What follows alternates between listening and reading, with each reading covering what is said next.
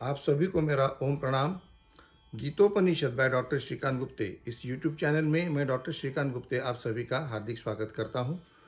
हम श्रीमद् भगवद गीता का चौथा अध्याय ज्ञान कर्म संन्यास योग के विषय में चर्चा कर रहे हैं और अभी तक हमने पहले 32 श्लोकों के बारे में विचार किया हुआ है और आज हम उसके आगे के 3 श्लोकों के बारे में विचार करने जा रहे हैं।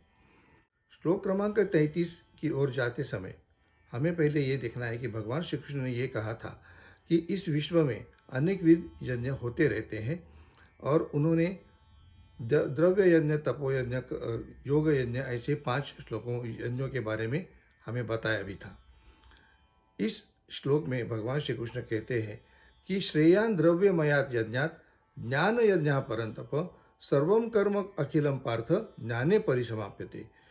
भगवान कहते हैं कि द्रव्य के द्वारा किए जाने वाले जो कोई यज्ञ है उनसे ज्ञान यज्ञ ये सबसे ऊपर है, सबसे अच्छा और सबसे बड़ा यज्ञ है।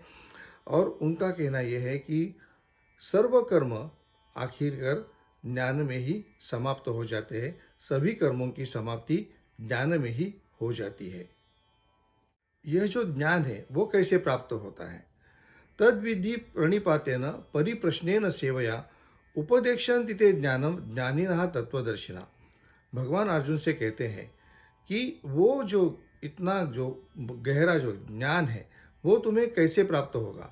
तो जो तत्व के बारे में जानते हैं और ऐसे जो ज्ञानी जो है उनके पास जब तुम जाओगे, उनको तुम साष्टांग दंडवत करोगे, प्रणिपात करोगे, उन्हें तुम कोई प्रश्न पूछोगे जो उस ज्ञान से संबंधित है, ऐसे कोई प्रश्न पूछोगे और जब तुम उन ज्ञानियों की सेवा करोगे तब वो ज्ञानी प्रसन्न होकर तुम्हें उसका ज्ञान देंगे।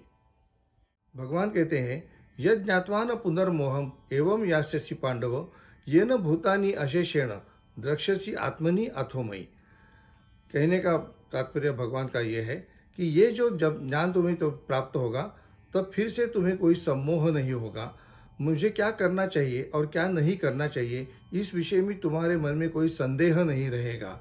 और ये ज्ञान प्राप्त होने के बाद में तुम्हें ये भी पता चलेगा कि तुम भी इस ब्रह्मांड का एक भाग हो और सभी जो प्राणी मात्र है वो भी तुम्हारी तरह से इस ब्रह्मांड का एक भाग है। वो तुम्हें ये पता चलेगा कि ये सब प्राणी मात्र तुम्हारे में भी है और तुम्हें ये भी पता चलेगा कि ये सब प्राणी मात्र मेरा भी एक भाग है। इस तरह से भगवान का ये कथन है।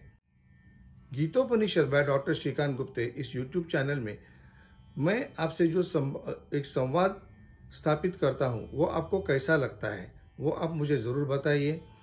इस चैनल के विषय में आपके जो कोई मंतव्य है, आपके जो विचार है वो हम तक ज़रूर पहुँचाइए और गीतोपनिषद बाय डॉक्टर श्रीकांत गुप्ते इस यूट्यूब चैनल से जुड़े रहिए। आप सभी को मेरा जय श्री कृष्ण।